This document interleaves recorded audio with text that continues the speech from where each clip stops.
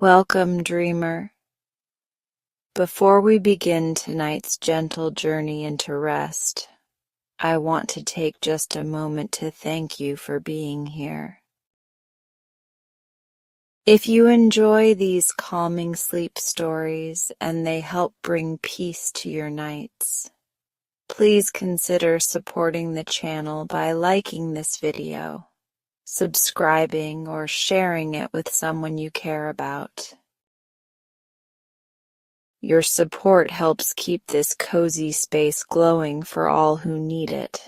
Now, let's settle in. Take a deep breath in and exhale slowly. Let the day begin to melt away. You're safe here. You're held. And you don't have to do anything except relax. Tonight, we'll drift into a world where starlight dances across a quiet lake, where the air is cool and clean, and the only sound is the soft ripple of water beneath your boat. With every breath, we'll go deeper into stillness, gently floating, gently dreaming. Let's begin tonight's bedtime stories.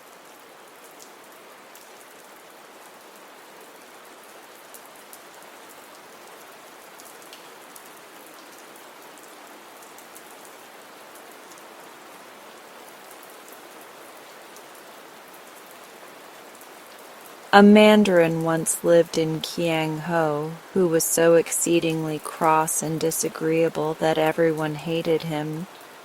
He snarled and stormed at every person he met and was never known to laugh or be merry under any circumstances. Especially he hated boys and girls, for the boys jeered at him, which aroused his wrath, and the girls made fun of him, which hurt his pride. When he had become so unpopular that no one would speak to him, the emperor heard about it and commanded him to emigrate to America. This suited the Mandarin very well, but before he left China, he stole the great book of magic that belonged to the wise magician Hao-Tsai. Then, gathering up his little store of money, he took ship for America. He settled in a city of the Middle West and of course started a laundry, since that seems to be the natural vocation of every Chinaman, be he coolie or Mandarin. He made no acquaintances with the other Chinamen of the town, who, when they met him and saw the red button in his hat, knew him for a real Mandarin and bowed low before him. He put up a red and white sign, and people brought their laundry to him and got paper checks with Chinese characters upon them. In exchange, this being the only sort of character the Mandarin had left. One day, as the ugly one was ironing in his shop in the basement of 263.5 Main Street, he looked up and saw a crowd of childish faces pressed against the window. Most Chinamen make friends with children. This one hated them and tried to drive them away. But as soon as he returned to his work, they were back at the window again, mischievously smiling down upon him. The naughty Mandarin uttered horrid words in the Manchu language and made fierce gestures, but this did no good at all. The children stayed as long as they pleased, and they came again the very next day as soon as school was over, and likewise the next day and the next, for they saw their presence at the window bothered the Chinaman. and were delighted accordingly. The following day being Sunday, the children did not appear. But as the mandarin, being a heathen, worked in his little shop, a big butterfly flew in at the open door and fluttered about the room. The mandarin closed the door and chased the butterfly until he caught it, when he pinned it against the wall by sticking 2 pins through its beautiful wings. This did not hurt the butterfly, there being no feeling in its wings, but it made him a safe prisoner. This butterfly was of large size, and its wings were exquisitely marked by gorgeous colors laid out in regular designs like the stained glass windows of a cathedral. The mandarin now opened his wooden chest and drew forth the great book of magic he had stolen from Houtsai. Turning the pages slowly, he came to a passage describing how to understand the language of butterflies. This he read carefully, and then mixed a magic formula in a tin cup and drank it down with a wry face. Immediately thereafter he spoke to the butterfly in its own language, saying, "Why did you enter this room?" "I smelled beeswax," answered the butterfly. "Therefore I thought I might find honey here." "But you are my prisoner," said the mandarin. "If I please, I can kill you, or leave you on the wall to starve to death." "I expect that," replied the butterfly with a sigh. "But my race is short-lived anyway. It doesn't matter whether death comes sooner or later. Yet you like to live, do you not?" asked the mandarin. "Yet life is pleasant and the world is beautiful. I do not seek death." "Then," said the mandarin, "I will give you life, a long and pleasant life, if you will promise to obey me for a time and carry out my instructions." "How can a butterfly serve a man?" asked the creature in surprise. "Usually they cannot," was the reply. "But I have a book of magic which teaches me strange things. Do you promise?" "Oh, yes, I promise," answered the butterfly, "for even as your slave I will get some enjoyment out of life, while should you kill me, that is the end of everything." "Truly," said the mandarin, "butterflies have no souls, and therefore cannot live again." "But I have enjoyed 3 lives already," returned the butterfly with some pride. "I have been a caterpillar and a chrysalis before I became a butterfly. You were never anything but a Chinaman, although I admit your life is longer than mine." "I will extend your life for many days if you will obey me," declared the Chinaman. "I can easily do so by means of my magic." "Of course I will obey you," said the butterfly carelessly. "Then listen, you know children, do you not? Boys and girls?" "Yes, I know them. They chase me and try to catch me as you have done," replied the butterfly. "And they mock me and jeer at me through the window," continued the mandarin bitterly. "Therefore they are your enemies and mine, but with your aid and the help of the magic book we shall have a fine revenge for their insults." "I don't care much for revenge," said the butterfly. "They are but children, and 'tis natural they should wish to catch such a beautiful creature as I am. Nevertheless, I care, "And you must obey me," retorted the mandarin harshly. "I at least will have my revenge." Then he stuck a drop of molasses upon the wall beside the butterfly's head and said, "Eat that while I read my book and prepare my magic formula." So the butterfly feasted upon the molasses, and the mandarin studied his book, after which he began to mix a magic compound in the tin cup. When the mixture was ready, he released the butterfly from the wall and said to it, "I command you to dip your 2 front feet into this magic compound, and then fly away until you meet a child.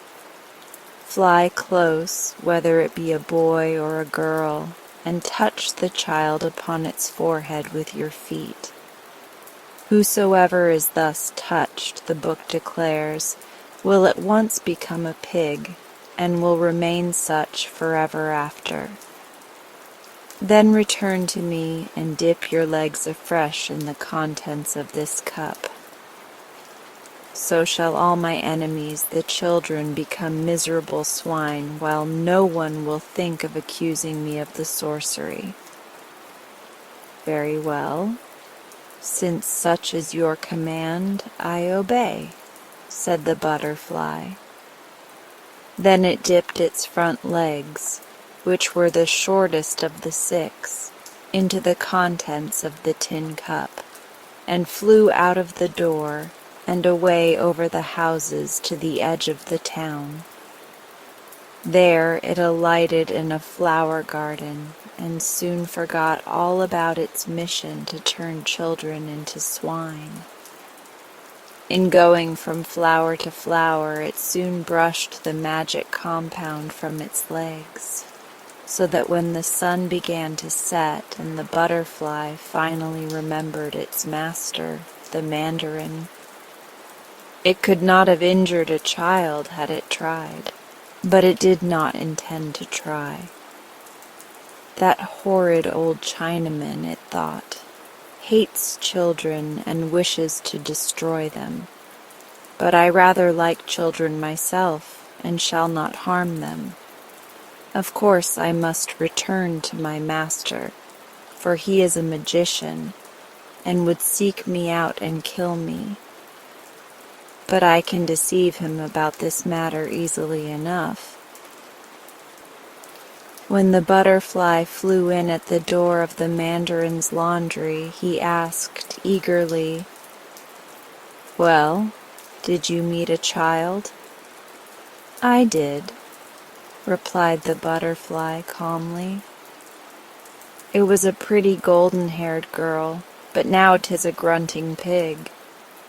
"Good, good, good," cried the mandarin, dancing joyfully about the room.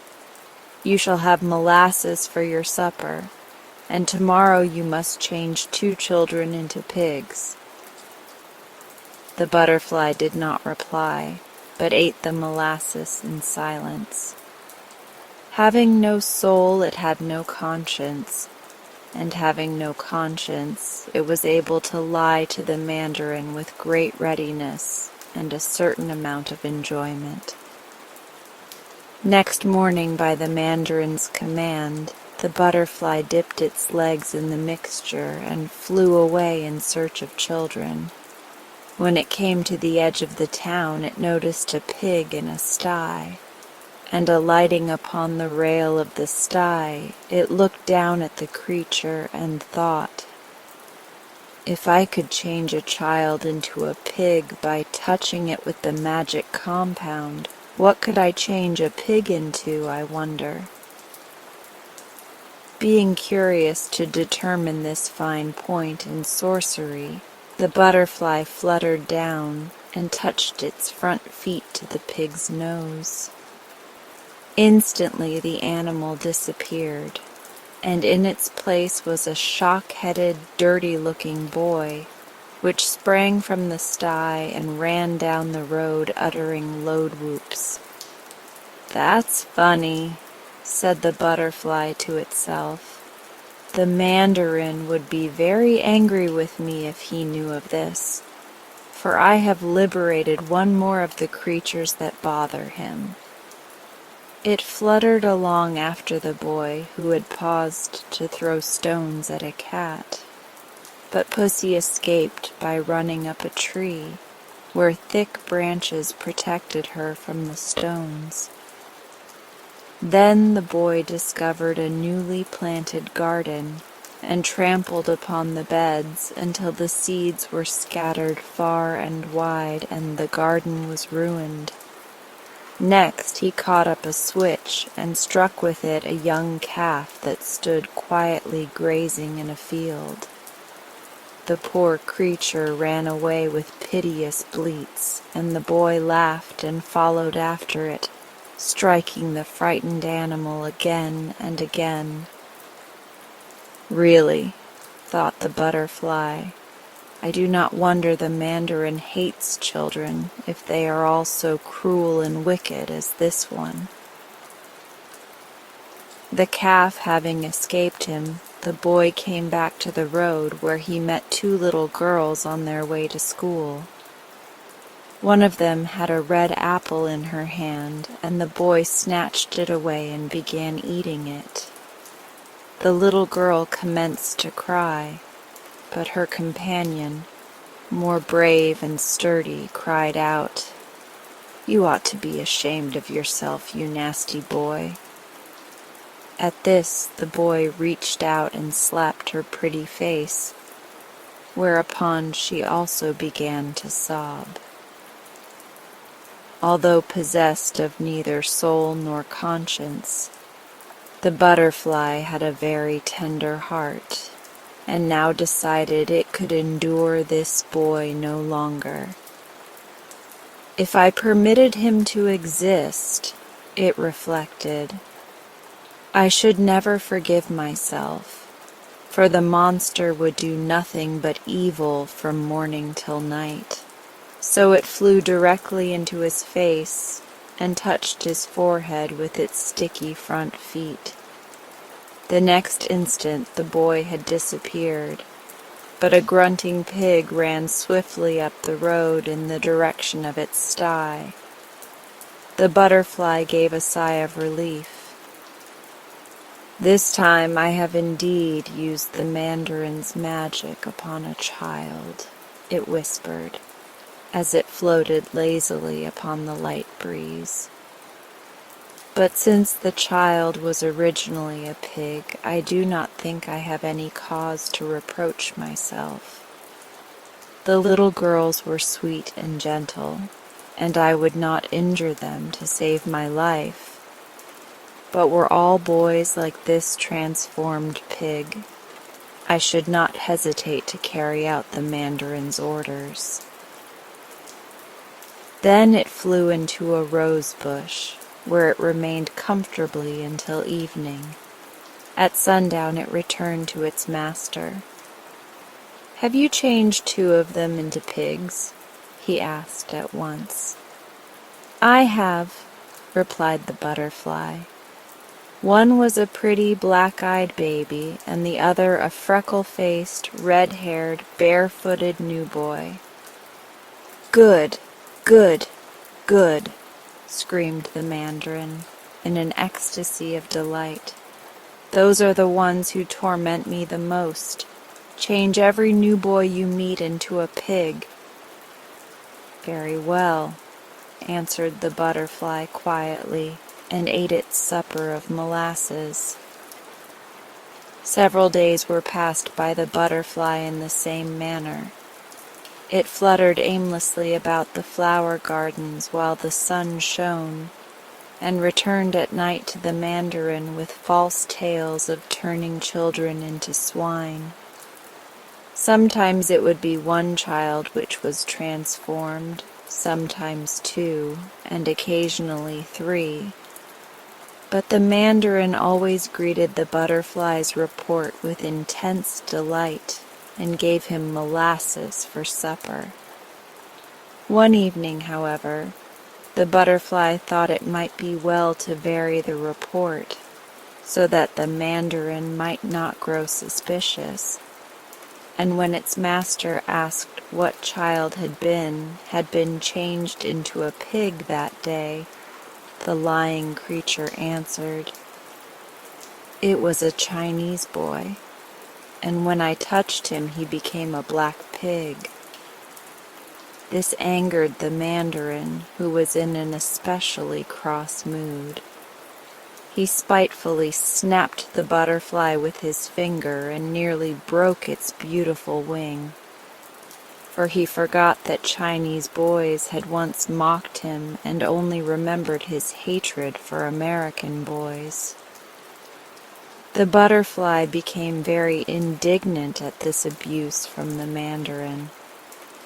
It refused to eat its molasses and sulked all the evening, for it had grown to hate the mandarin almost as much as the mandarin hated children.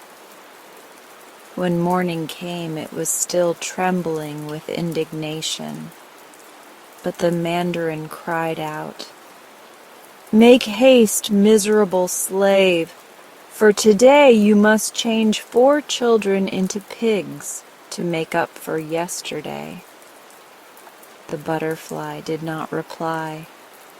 His little black eyes were sparkling wickedly, and no sooner had he dipped his feet into the magic compound than he flew full in the mandarin's face and touched him upon his ugly, flat forehead. Soon after, a gentleman came into the room for his laundry.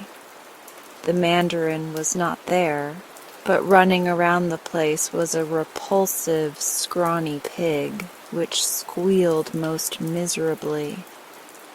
The butterfly flew away to a brook and washed from its feet all traces of the magic compound. When night came, it slept in a rose bush.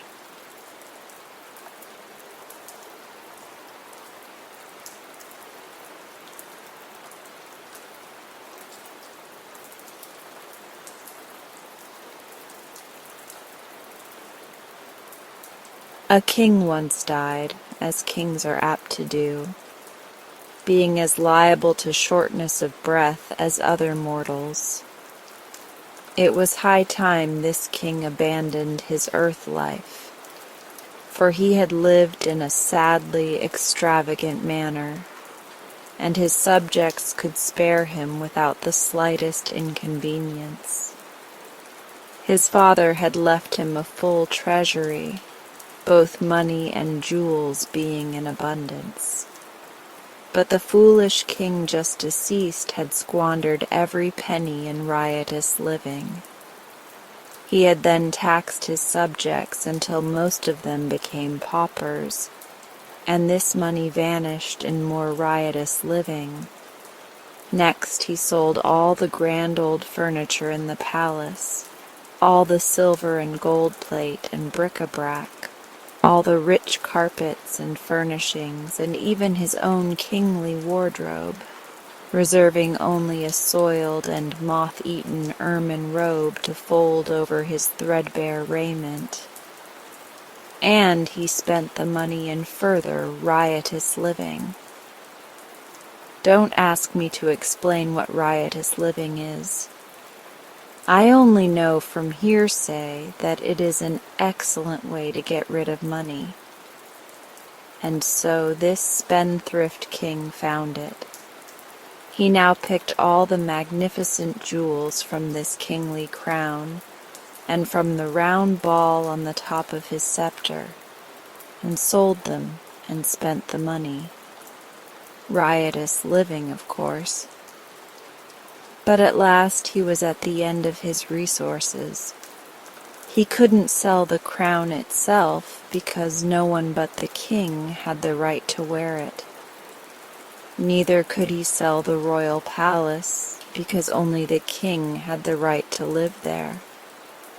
So, finally, he found himself reduced to a bare palace, containing only a big mahogany bedstead that he slept in. a small stool on which he sat to pull off his shoes, and the moth-eaten ermine robe.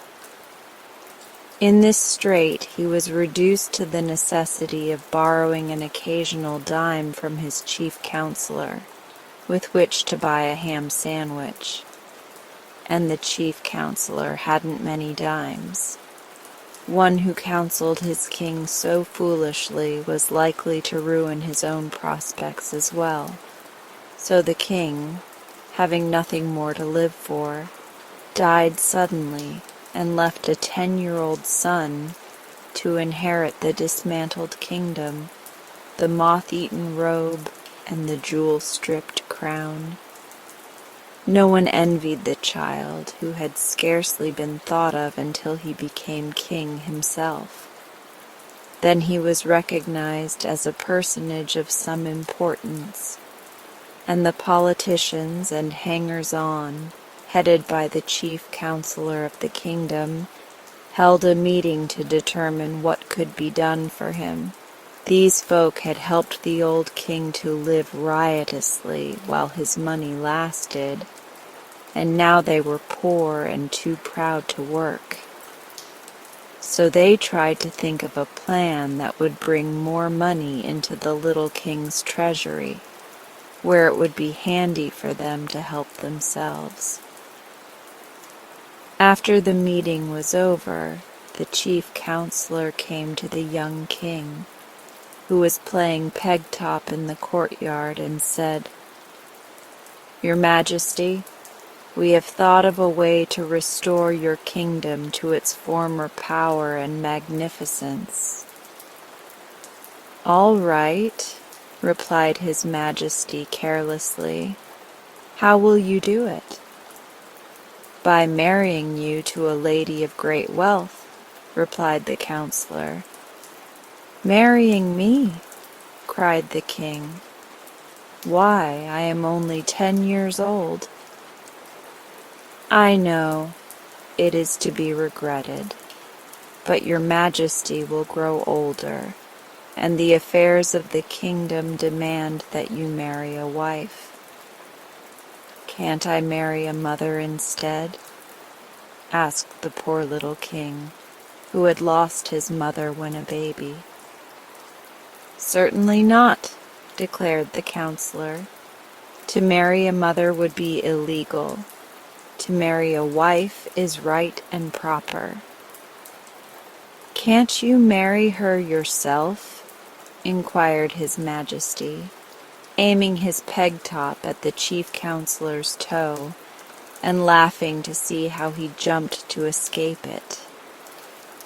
"Let me explain," said the other.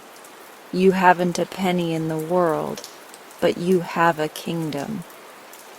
There are many rich women who would be glad to give their wealth in exchange for a queen's coronet, even if the king is but a child. So we have decided to advertise that the one who bids the highest shall become the Queen of Quok." "If I must marry at all," said the king after a moment's thought, "I prefer to marry Nyana, the armorer's daughter." "She is too poor," replied the counselor.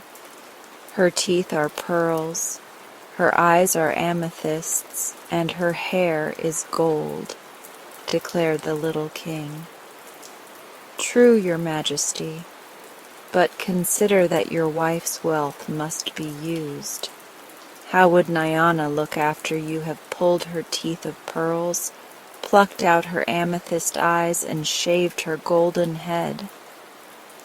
The boy shuddered. "Have your own way," he said despairingly. "Only let the lady be as dainty as possible and a good playfellow." "We shall do our best," returned the chief counselor, and went away to advertise throughout the neighboring kingdoms for a wife for the boy king of Quok. There were so many applicants for the privilege of marrying the little king that it was decided to put him up at auction, in order that the largest possible sum of money should be brought into the kingdom. So, on the day appointed, the ladies gathered at the palace from all the surrounding kingdoms, from Bilkon, Mulgravia, Junkum, and even as far away as the Republic of Macvelt.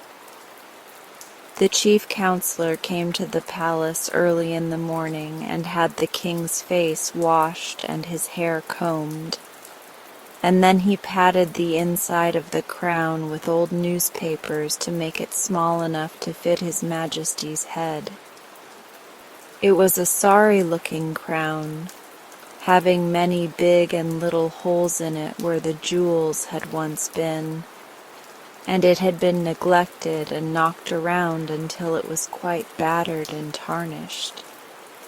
Yet, as the counselor said, it was the king's crown, and it was quite proper he should wear it on the solemn occasion of his auction.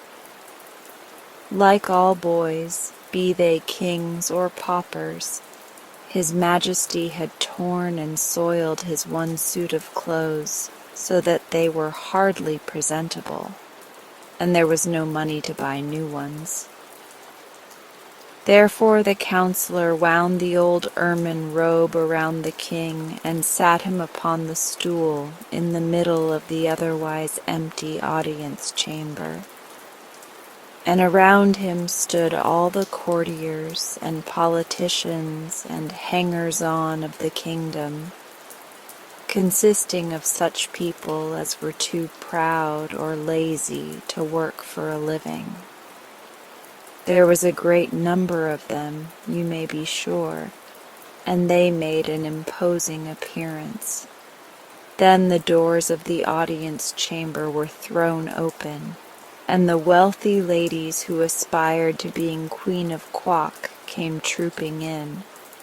The king looked them over with much anxiety and decided they were each and all old enough to be his grandmother, and ugly enough to scare away the crows from the royal cornfields.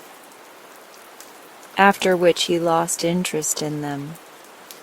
But the rich ladies never looked at the poor little king squatting upon his stool. They gathered at once about the chief counselor who acted as auctioneer. "How much am I offered for the coronet of the Queen of Quock?" asked the counselor in a loud voice. "Where is the coronet?" inquired a fussy old lady who had just buried her 9th husband and was worth several millions. "There isn't any coronet at present," explained the chief counselor, "but whoever bids highest will have the right to wear one, and she can then buy it." "Oh," said the fussy old lady, "I see." Then she added, "I'll bid $14. $14,000, cried a sour-looking woman who was thin and tall and had wrinkles all over her skin. Like a frosted apple, the king thought. The bidding now became fast and furious, and the poverty-stricken courtiers brightened up as the sum began to mount into the millions.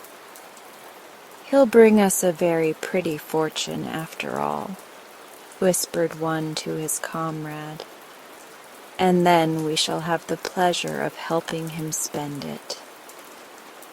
The king began to be anxious. All the women who looked at all kind-hearted or pleasant had stopped bidding for lack of money, and the slender old dame with the wrinkles seemed determined to get the coronet at any price, and with it the boy husband. This ancient creature finally became so excited that her wig got crosswise of her head, and her false teeth kept slipping out, which horrified the little king greatly, but she would not give up. At last the chief counselor ended the auction by crying out, sold to Marianne Brzezinski de la Porcus for $3,900,624.16. And the sour-looking old woman paid the money in cash and on the spot, which proves this is a fairy story.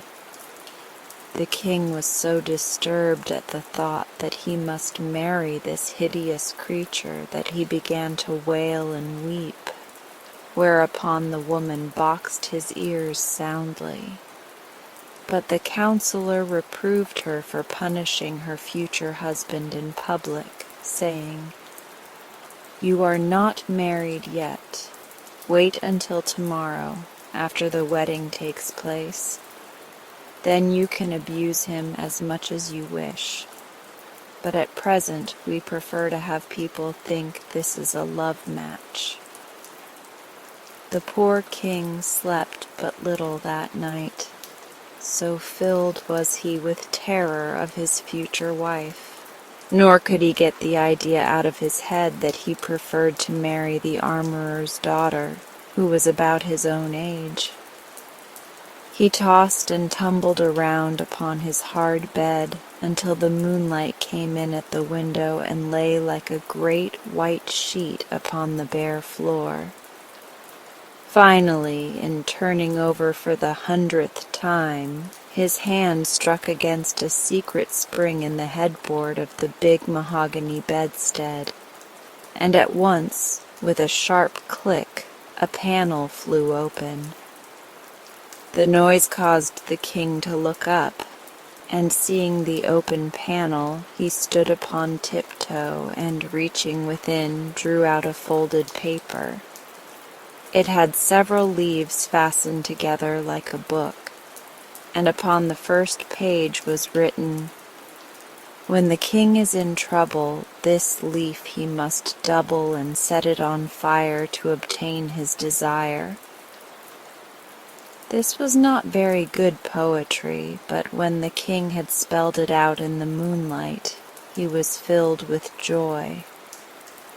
"There's no doubt about my being in trouble," he exclaimed, "so I'll burn it at once and see what happens." He tore off the leaf and put the rest of the book in its secret hiding place. Then, folding the paper double, he placed it on the top of his stool, lighted a match, and set fire to it. It made a horrid smudge for so small a paper, and the king sat on the edge of the bed and watched it eagerly. When the smoke cleared away, he was surprised to see, sitting upon the stool, a round little man who, with folded arms and crossed legs, sat calmly facing the king and smoking a black briarwood pipe. "Well, here I am," said he. "So I see," replied the little king. "But how did you get here?" "Didn't you burn the paper?" demanded the round man by way of answer. "Yes, I did," acknowledged the king. "Then you are in trouble, and I've come to help you out of it. I'm the slave of the royal bedstead." "Oh," said the king, "I didn't know there was one." "Neither did your father, or he would not have been so foolish as to sell everything he had for money. By the way, it's lucky for you he did not sell this bedstead. Now then, what do you want?" "I'm not sure what I want," replied the king, "but I know what I don't want, and that is the old woman who is going to marry me." "That's easy enough," said the slave of the royal bedstead. "All you need do is to return her the money she paid the chief counselor and declare the match off. Don't be afraid. You are the king, and your word is law." "To be sure," said the majesty, "but I am in great need of money. How am I going to live if the chief counselor returns to Marianne Brzezinski her millions?" "Phoo!" "That's easy enough," again answered the man, and putting his hand in his pocket, he drew out and tossed to the king an old-fashioned leather purse. "Keep that with you," said he, "and you will always be rich, for you can take out of the purse as many 25-cent silver pieces as you wish, one at a time. No matter how often you take one out, another will instantly appear in its place within the purse." "Thank you," said the king gratefully. "You have rendered me a rare favor, for now I shall have money for all my needs and will not be obliged to marry anyone. Thank you 1,000 times." "Don't mention it," answered the other, puffing his pipe slowly and watching the smoke curl into the moonlight. "Such things are easy to me. Is that all you want?" "All I can think of just now," returned the king.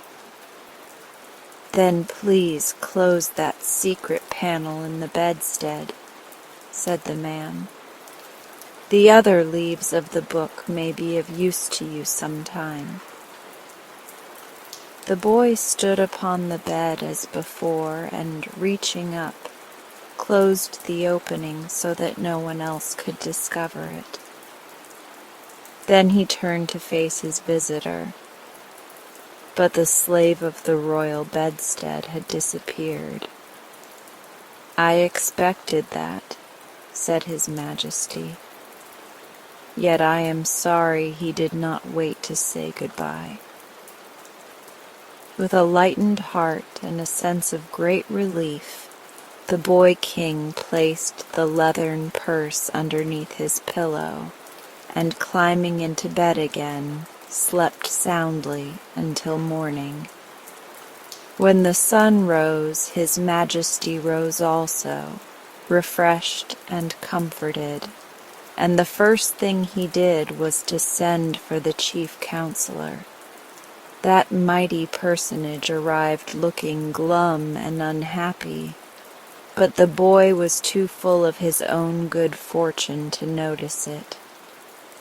Said he, "I have decided not to marry anyone, for I have just come into a fortune of my own.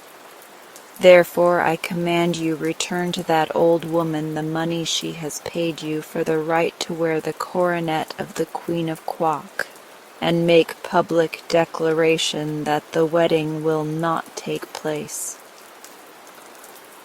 Hearing this, the counselor began to tremble, for he saw the young king had decided to reign in earnest, and he looked so guilty that his majesty inquired, "Well, what is the matter now?" "Sire," replied the wretch in a shaking voice, "I cannot return the woman her money, for I have lost it." "Lost it!" cried the king in mingled astonishment and anger. "Even so, your majesty. On my way home from the auction last night, I stopped at the drug-store to get some potash lozenges for my throat, which was dry and hoarse with so much loud talking. And your majesty will admit it was through my efforts the woman was induced to pay so great a price. Well, going into the drug-store, I carelessly left the package of money lying on the seat of my carriage, and when I came out again it was gone, nor was the thief anywhere to be seen." "Did you call the police?" asked the king. "Yes, I called, but they were all on the next block, and although they have promised to search for the robber, I have little hope they will ever find him." The king sighed. "What shall we do now?" he asked. "I fear you must marry Mary Ann Brodzinski," answered the chief counselor. unless indeed you order the executioner to cut her head off. That would be wrong, declared the king. The woman must not be harmed, and it is just that we return her money, for I will not marry her under any circumstances. Is that private fortune you mentioned large enough to repay her? Asked the counselor. Why, yes, said the king thoughtfully. But it will take some time to do it, and that shall be your task. Call the woman here. The counselor went in search of Mary Ann, who, when she heard she was not to become a queen, but would receive her money back, flew into a violent passion and boxed the chief counselor's ears so viciously that they stung for nearly an hour. But she followed him into the king's audience chamber, where she demanded her money in a loud voice, claiming as well the interest due upon it overnight. The counselor has lost your money, said the boy king, but he shall pay you every penny out of my own private purse. I fear, however, you will be obliged to take it in small change. That will not matter, she said, scowling upon the counselor as if she longed to reach his ears again. I don't care how small the change is so long as I get every penny that belongs to me, and the interest. Where is it? Here, answered the king, handing the counselor the leathern purse. It is all in silver quarters, and they must be taken from the purse one at a time. But there will be plenty to pay your demands, and to spare. So, there being no chairs, the counselor sat down upon the floor in one corner and began counting out silver 25-cent pieces from the purse, one by one. And the old woman sat upon the floor opposite him and took each piece of money from his hand. It was a large sum, $3,900,624.16, and it takes 4 times as many 25-cent pieces as it would dollars to make up the amount. The king left them sitting there and went to school, and often thereafter he came to the counselor and interrupted him long enough to get from the purse what money he needed to reign in a proper and dignified manner. This somewhat delayed the counting, but as it was a long job anyway, that did not matter much. The king grew to manhood and married the pretty daughter of the armorer, and they now have 2 lovely children of their own.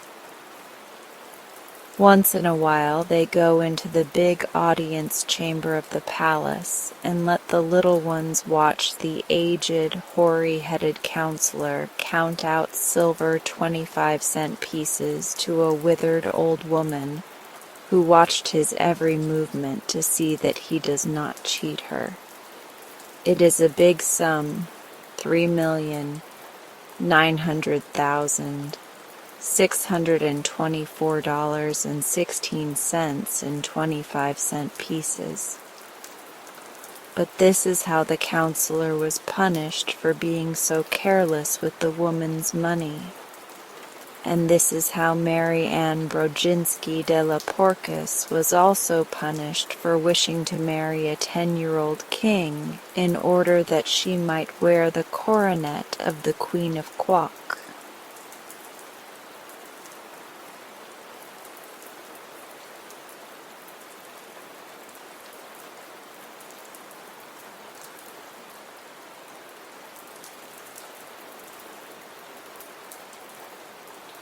The little old lady lived over the way, through a green gate that shut with a click, and up 3 white steps. Every morning at 8 o'clock the church bell chimed for morning prayer. Chim, chime, chim, chime. And every morning at 8 o'clock the little old lady came down the white steps and opened the gate with a click and went where the bells were calling. About this time also, little Ida would kneel on a chair at her nursery window in the opposite house to watch the old lady come out and go. The old lady was one of those people who look always the same. Every morning her cheeks looked like faded rose leaves, and her white hair like a snow wreath in a garden laughing at the last tea rose.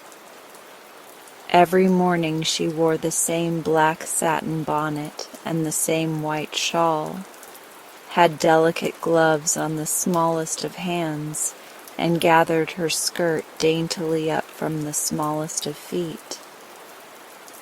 Every morning she carried a clean pocket handkerchief and a fresh rose in the same hand with her prayer book. And as the prayer book, being bound up with the Bible, was very thick, she seemed to have some difficulty in so doing. Every morning, whatever the weather might be, she stood outside the green gate and looked up at the sky to see if this were clear, and down at the ground to see if that were dry, and so went where the bells were calling. Ida knew the little old lady quite well by sight, but she did not know her name. Perhaps Ida's great-uncle knew it, but he was a grave, unsociable man who saw very little of his neighbors, so perhaps he did not. And Ida stood too much in awe of him to trouble him with idle questions. She had once asked Nurse, but Nurse did not know. So the quiet orphan child asked no more. She made up a name for the little old lady herself, however, after the manner of Mr. John Bunyan, and called her Mrs. Over-the-Way.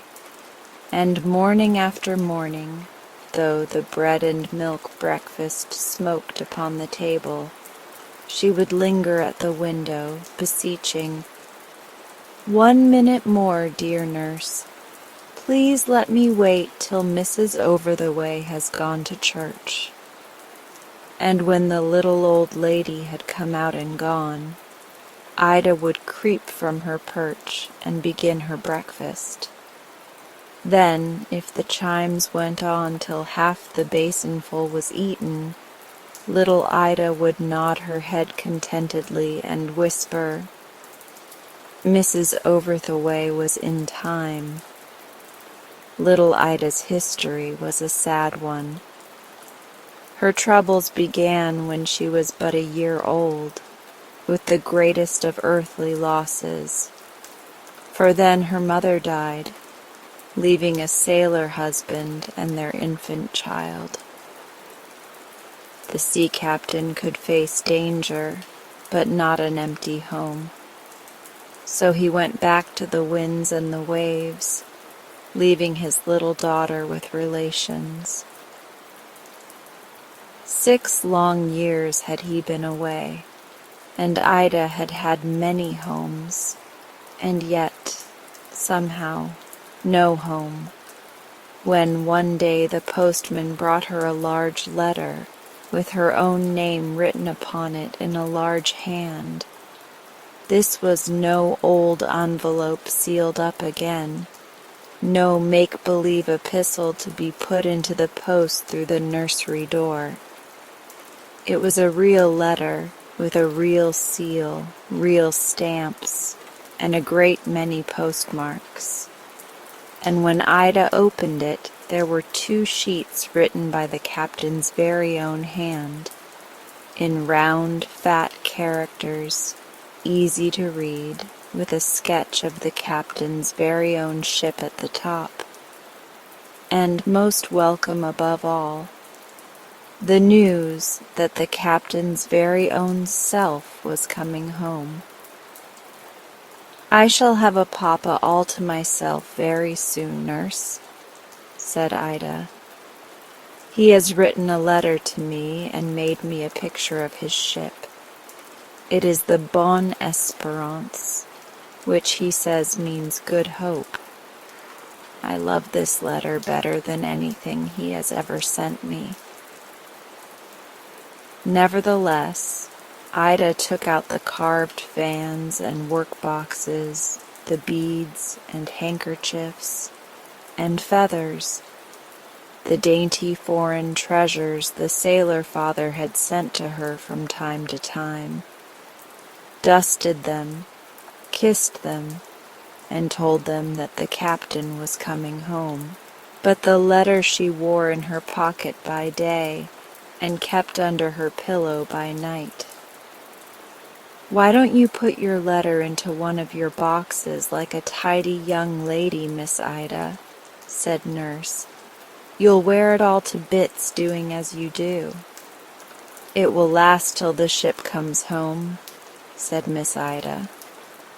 It had need then to have been written on the rock, graven with an iron pen forever, for the Bonne Espérance, like other earthly hopes, had perished to return no more. She foundered on her homeward voyage, and went down into the great waters, whilst Ida slept through the stormy night, with the captain's letter beneath her pillow. Alas, alas, alas!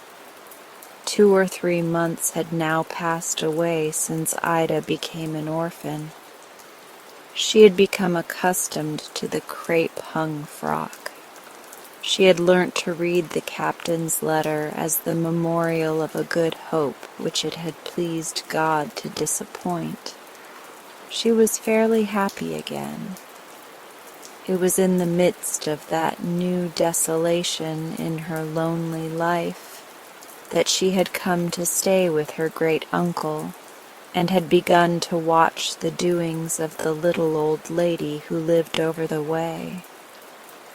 When dolls seemed vanity and Noah's Ark a burden, it had been a quiet amusement, demanding no exertion, to see what little she could see of the old lady's life, and to speculate about what she could not, to wonder and fancy what Mrs. Over-the-Way looked like without her bonnet, and what she did with herself when she was not at church. Ida's imagination did not carry her far. She believed her friend to be old, immeasurably old, indefinitely old, and had a secret faith that she had never been otherwise. She felt sure that she wore a cap indoors, and that it was a nicer one than Nurse's, that she had real tea, with sugar and cream instead of milk and water, and hot toast rather than bread and treacle for tea, that she helped herself at meals, and went to bed according to her own pleasure and convenience, was, perhaps on these very grounds, utterly happy, and had always been so. "I am only a little girl," said Ida, as she pressed her face sadly to the cold window-pane. "I am only a little girl, and very sad, you know, because Papa was drowned at sea. But Mrs. Over-the-Way is very old, and always happy, and so I love her." And in this there was both philosophy and truth. It is a mistake to suppose that the happiness of others is always a distasteful sight to the sad at heart. There are times in which life seems shorn of interests and bereaved of pleasure, when it is a relief, almost amounting to consolation, to believe that anyone is happy. It is some feeling of this nature, perhaps, which makes the young so attractive to the old. It soothes like the sound of harmonious music, the sight of harmonious beauty. It witnesses to a conviction lying deep even in the most afflicted souls that, come what may, all things were created good and man made to be blessed, before which sorrow and sighing flee away. This was one of many things which formed the attraction for Ida in the little old lady who lived over the way. That green gate shut in a life of which the child knew nothing, and which might be one of mysterious delights.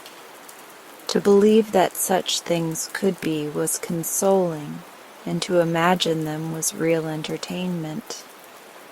Ida would sometimes draw a chair quietly to the table beside her own, and fancy that Mrs. Over-the-Way was having tea with her. She would ask the old lady if she had been in time for church that morning, beg her to take off her bonnet, and apologize politely for the want of hot tea and toast.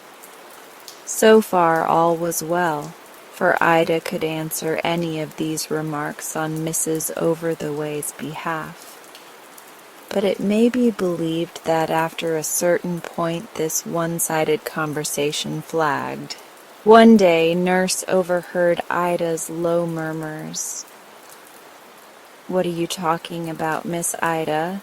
said she. "I am pretending to have Mrs. Over-the-Way to tea," said Ida. "Little girls shouldn't pretend what's not true," replied Nurse, in whose philosophy fancy and falsehood were not distinguished. "Play with your dolls, my dear, and don't move the chairs out of their places."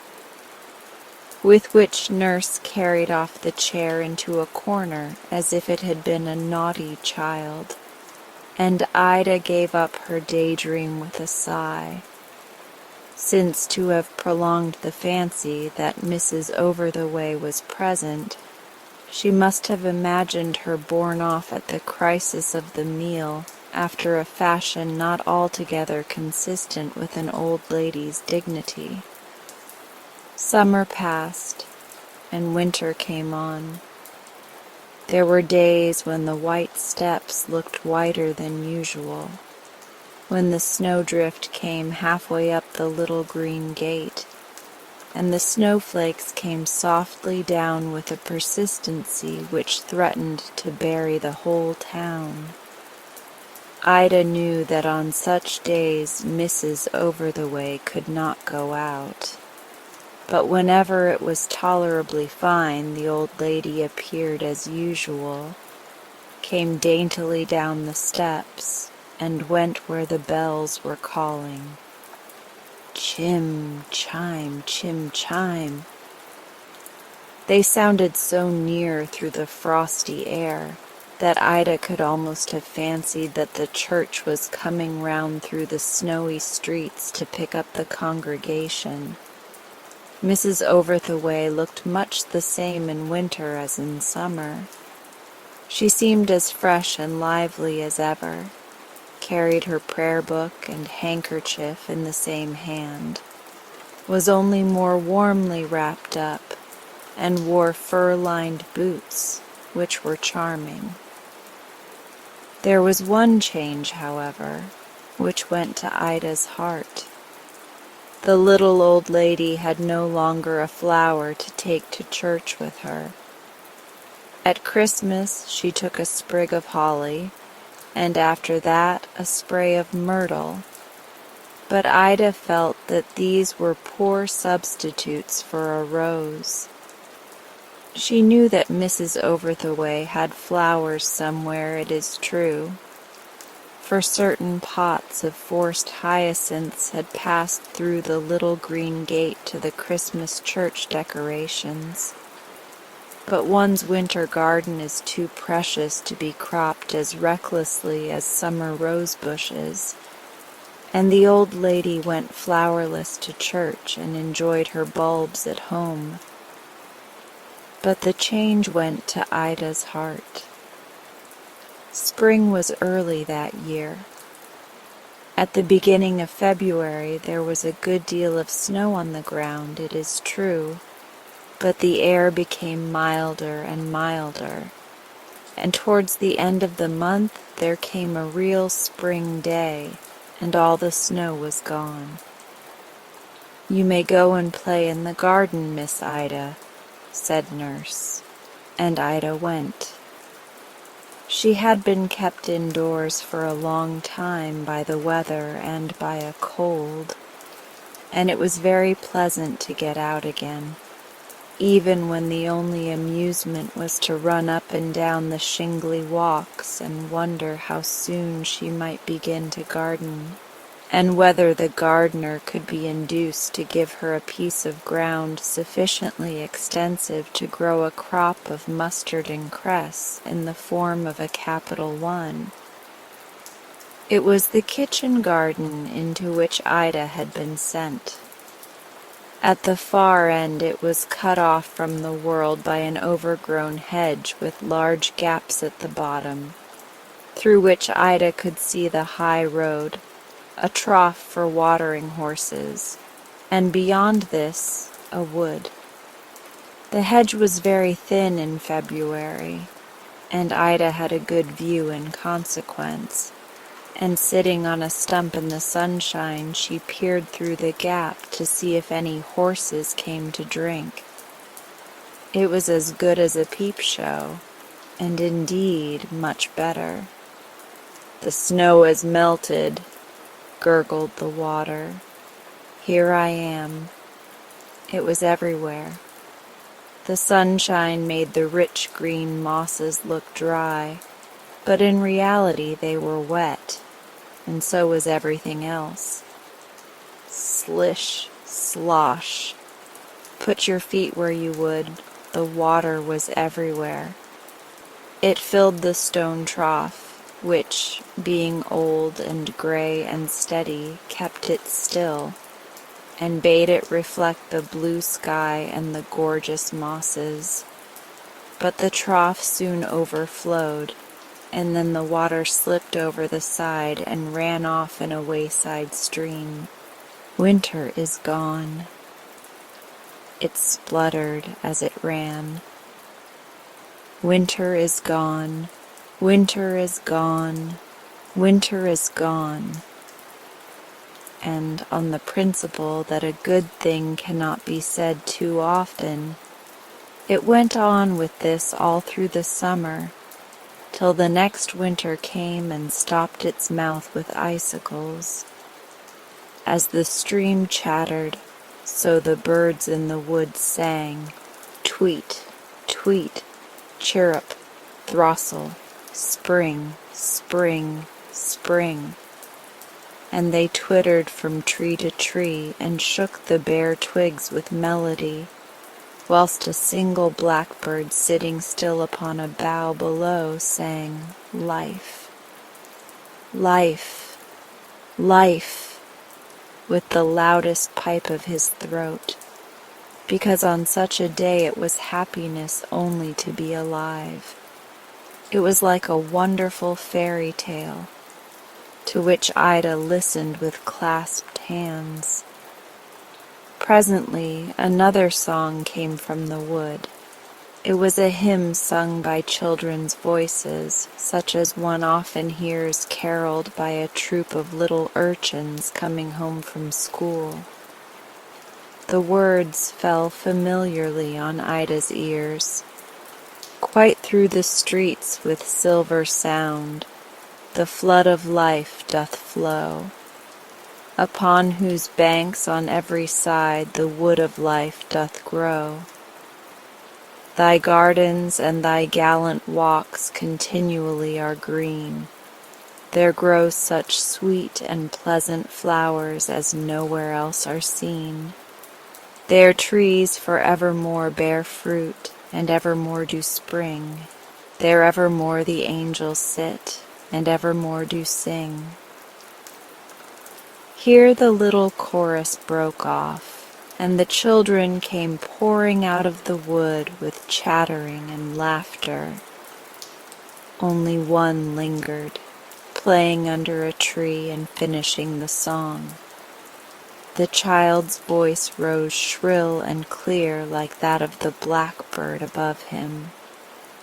He also sang of life, eternal life, knowing little more than the bird of the meaning of his song, and having little less of that devotion of innocence in which happiness is praise. But Ida had ceased to listen to the singing. Her whole attention was given to the children as they scampered past the hedge, dropping bits of moss and fungi and such like woodland spoil. For, tightly held in the grubby hands of each, plucked with reckless indifference to bud and stalk and fading fast in their hot prisons, were primroses. Ida started to her feet, a sudden idea filling her brain. The birds were right. Spring had come, and there were flowers, flowers for Mrs. Over-the-Way. Ida was a very quiet, obedient little girl as a general rule. Indeed, in her lonely life she had small temptation to pranks or mischief of any kind. She had often been sent to play in the back garden before, and had never thought of straying beyond its limits.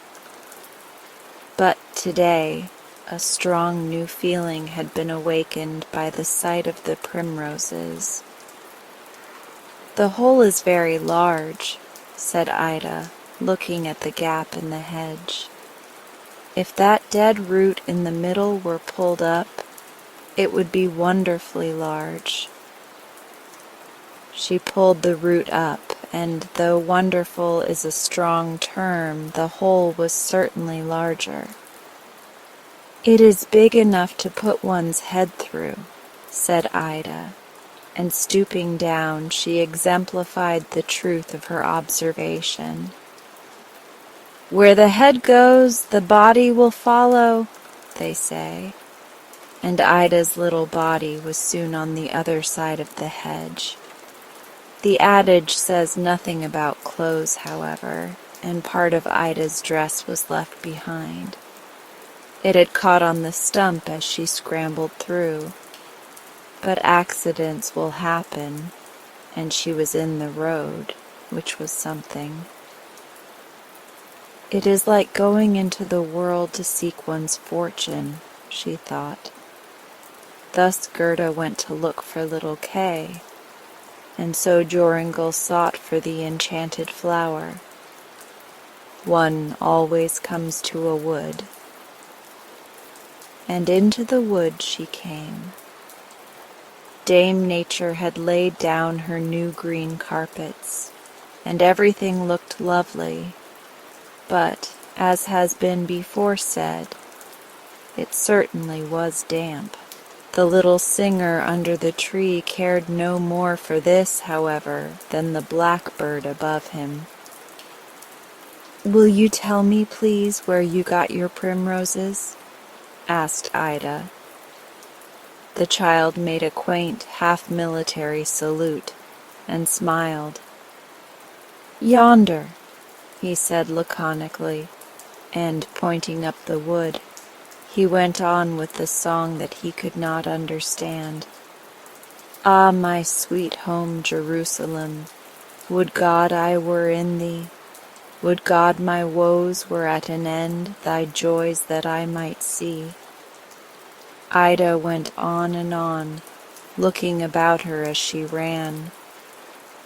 Presently the wood sloped downwards and pretty steeply, so that it was somewhat of a scramble. Yet still she kept a sharp lookout, but no primroses did she see, except a few here and there upon the ground, which had been plucked too close to their poor heads to be held in anybody's hands. These showed the way, however, and Ida picked them up in sheer pity and carried them with her. This is how Hop-o'-my-Thumb found his way home, she thought. At the bottom of the hill ran a little brook, and on the opposite side of the brook was a bank, and on the top of the bank was a hedge, and under the hedge were the primroses. But the brook was between. Ida looked and hesitated. It was too wide to jump across, and here, as elsewhere, there was more water than usual. To turn back, however, was out of the question. Gerda would not have been daunted in her search by coming to a stream, nor would anyone else that ever was read of in fairy tales. It is true that in fairyland there are advantages which cannot always be reckoned upon by commonplace children in this commonplace world. When the straw, the coal, and the bean came to a rivulet in their travels, the straw laid himself across as a bridge for the others, and had not the coal been a degree too hot on that unlucky occasion, they might, for anything Ida knew to the contrary, still have been pursuing their journey in these favorable circumstances. But a traveling companion who expands into a bridge on an emergency is not to be met with every day, and as to poor Ida, she was alone. She stood first on one leg and then on the other. She looked at the water, and then at the primroses, and then at the water again, and at last perceived that in one place there was a large, flat, moss-covered stone in the middle of the stream, which stood well out of the water, and from which, could she but reach it, she might scramble to the opposite bank. But how to reach it? That nice, large, secure, comfortable-looking stone. I must put some more stones, thought Ida. There were plenty in the stream, and Ida dragged them up and began to make a ford by piling them together. It was chilly work, for a cloud had come over the sun, and Ida was just a little bit frightened by the freshwater shrimps and some queer, many-legged beasts who shot off the stones as she lifted them. At last the ford was complete. Ida stepped daintily over the bridge she had made and jumped triumphantly onto the big stone. Alas, for trusting to appearances! The stone that looked so firm was insecurely balanced below, and at the first shock one side went down with a splash, and Ida went with it. What a triumph for the shrimps! She scrambled to the bank, however, made up a charming bunch of primroses, and turned to go home. Never mind how she got back across the brook. We have all waded streams before now, and very good fun it is in June, but rather chilly work in February. And in spite of running home, Ida trembled as much with cold as with excitement when she stood at last before Mrs. Over-the-Way's green gate. Click! Ida went up the white steps, marking them sadly with her wet feet, and gave a valiant rap. The door was opened, and a tall, rather severe-looking housekeeper asked, "What do you want, my dear?" A shyness amounting to terror had seized upon Ida, and she could hardly find voice to answer. "If you please, I have brought these for whom?" Ida's pale face burnt crimson as she remembered that after all she did not know the little old lady's name. Perhaps the severe housekeeper was touched by the sight of the black frock, torn as it was, for she said kindly, "Don't be frightened, my dear. What do you want?" "These primroses," said Ida, who was almost choking. "They are for Mrs. Over-the-Way to take to church with her. I am very sorry, if you please, but I don't know her name, and I call her Mrs. Over-the-Way because, you know, she lives over the way. At least," Ida added, looking back across the road with a sudden confusion in her ideas. "At least, I mean, you know, we live over the way." And overwhelmed with shame at her own stupidity, Ida stuffed the flowers into the woman's hand and ran home as if a lion were at her heels. "Well, Miss Ida," began Nurse, as Ida opened the nursery door, and there was something terrible in her well. "If I ever—" and Nurse seized Ida by the arm, which was generally premonitory of her favorite method of punishment. A good shaking. But Ida clung close and flung her arms round Nurse's neck. "Don't shake me, Nursey dear," she begged. "My head aches so. I have been very naughty, I know. I've done everything you can think of. I've crept through the hedge and been right through the wood and made a ford and tumbled into the brook and waded back and run all the way home and been round by the town for fear you should see me. And I've done something you could never, never think of if you tried till next Christmas. I've got some flowers for Mrs. Over-the-Way, only I did it so stupidly. She will think me a perfect goose and perhaps be angry." And the tears came into Ida's eyes. "She'll think you a naughty, troublesome child as you are," said Nurse, who seldom hesitated to assume the responsibility of any statement that appeared to be desirable. "You're mad on that old lady, I think. Just look at that dress." Ida looked, but her tears were falling much too fast for her to have a clear view of anything, and the torn edges of the rent seemed fringed with prismatic colors. To crown all, she was sent to bed. In reality, this was to save the necessity of wearing her best frock till the other was mended, and also to keep her warm in case she should have caught cold. But Nurse spoke of it as a punishment, and Ida wept accordingly.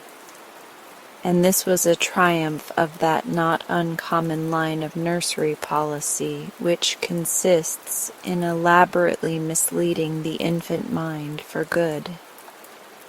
Chim-chime went the bells next morning, and Mrs. Over-the-Way came down the white steps and through the green gate with a bunch of primroses in her hand. She looked up as usual, but not to the sky. She looked to the windows of the houses over the way, as if she expected someone to be looking for her.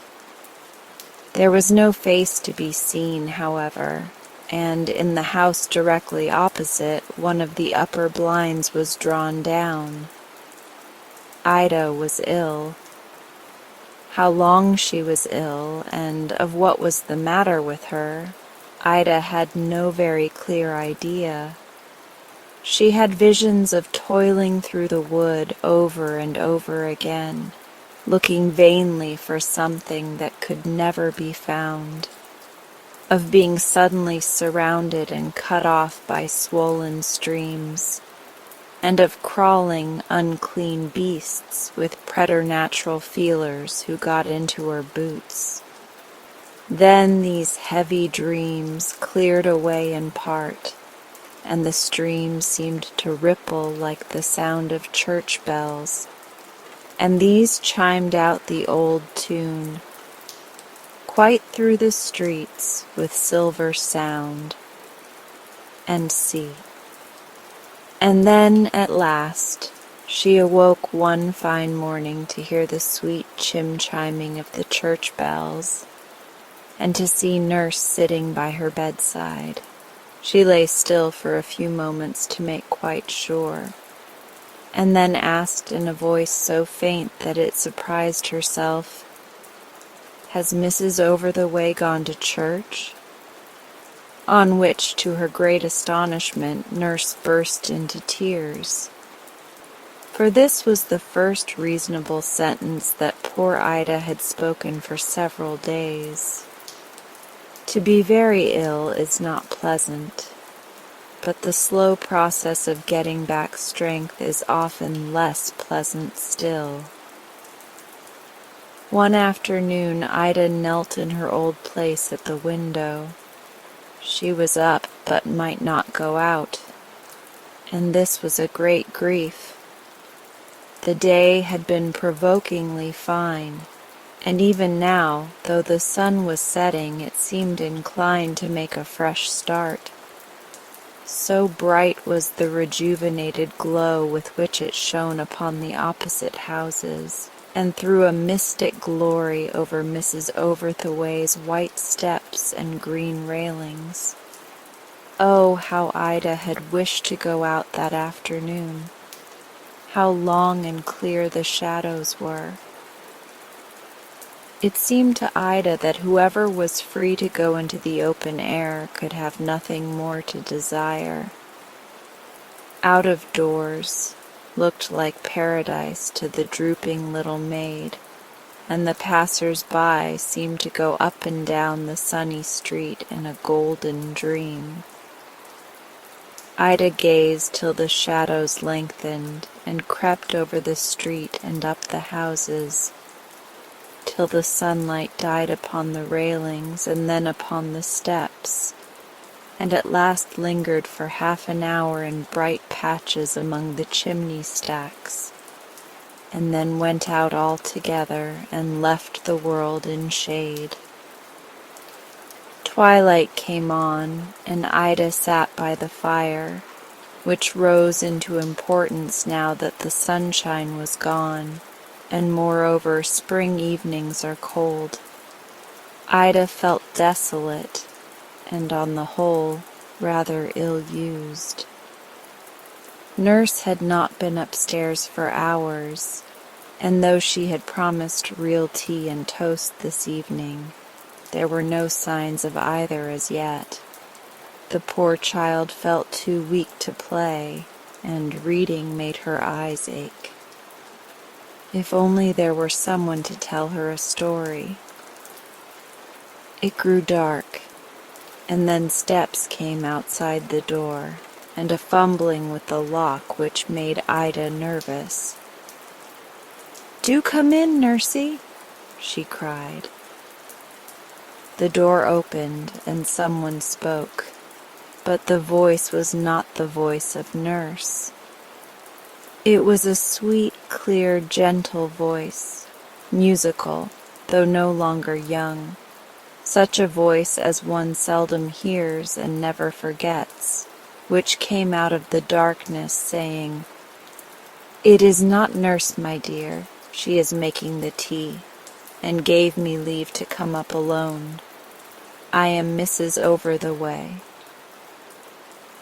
And there in the firelight stood the little old lady, as she has been before described, except that instead of her prayer book she carried a large pot hyacinth in her two hands. "I have brought you one of my pets, my dear," said she. "I think we both love flowers." The little old lady had come to tea. This was charming. She took off her bonnet, and her cap more than fulfilled Ida's expectations, although it was nothing smarter than a soft mass of tulle tied with white satin strings. But what a face looked out of it! Mrs. Over-the-Way's features were almost perfect. The beauty of her eyes was rather enhanced by the blue shadows that time had painted round them, and they were those good eyes which remind one of a clear well, at the bottom of which he might see truth. When young, she must have been exquisitely beautiful, Ida thought. She was lovely still. In due time, Nurse brought up tea, and Ida could hardly believe that her fancies were realized at last, indeed more than realized, for no bread and treacle diminished the dignity of the entertainment, and Nurse would as soon have thought of carrying off the Great Mogul on his cushions as of putting Mrs. Over-the-Way and her chair into the corner. But there is a limit even to the space of time for which one can enjoy tea and buttered toast. The tray was carried off, the hyacinth put in its place, and Ida curled herself up in an easy chair on one side of the fire, Mrs. Over-the-Way being opposite. "You see I am over the way still," laughed the little old lady. "Now tell me all about the primroses." So Ida told everything and apologized for her awkward speeches to the housekeeper. "I don't know your name yet," said she. "Call me Mrs. Over-the-Way still, my dear, if you please," said the little old lady. "I like it." So Ida was no wiser on this score. "I was so sorry to hear that you had been made ill on my account," said Mrs. Over-the-Way. "I have been many times to ask after you, and tonight I asked leave to come to tea. I wish I could do something to amuse you, you poor little invalid. I know you must feel dull." Ida's cheeks flushed. "If you would only tell me a story," she said. "I do so like hearing Nurse's stories. At least she has only one, but I like it. It isn't exactly a story either, but it is about what happened in her last place. But I am rather tired of it. There's Master Henry. I like him very much. He was always in mischief. And there's Miss Adelaide, whose hair curled naturally, at least with a damp brush. I like her, but I don't have much of them, for Nurse generally goes off about a quarrel she had with the cook, and I never could tell what they quarreled about. But Nurse said cook was full of malice and deceitfulness, so she left. I'm rather tired of it." "What sort of a story shall I tell you?" asked Mrs. Over-the-Way. "A true one, I think," said Ida. "Something that happened to you yourself, if you please. You must remember a great many things, being so old." And Ida said this in simple good faith, believing it to be a compliment. "It is quite true," said Mrs. Over-the-Way, "that one remembers many things at the end of a long life, and that they are often those things which happened a long while ago, and which are sometimes so slight in themselves that it is wonderful that they should not have been forgotten. I remember, for instance, when I was about your age, an incident that occurred which gave me an intense dislike to a special shade of brown satin. I hated it then, and at the end of more than half a century, I hate it still. The thing in itself was a mere folly. The people concerned in it have been dead for many years, and yet at the present time I should find considerable difficulty in seeing the merits of a person who should dress in satin of that peculiar hue. "What was it?" asked Ida. "It was not amber satin, and it was not snuff-colored satin.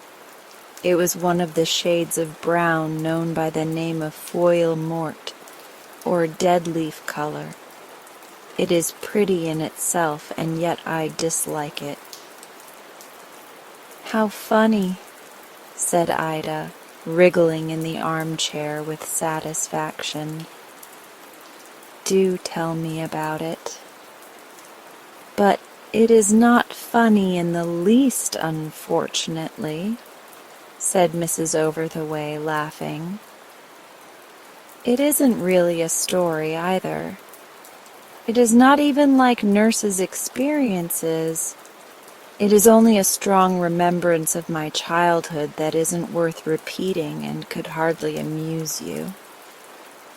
"Indeed, indeed it would," said Ida. "I like the sound of it. Satin is so different from Cook's." Mrs. Over-the-Way laughed. "Still, I wish I could think of something more entertaining," said she. "Please tell me that," said Ida earnestly. "I would rather hear something about you than anything else." There was no resisting this loving argument.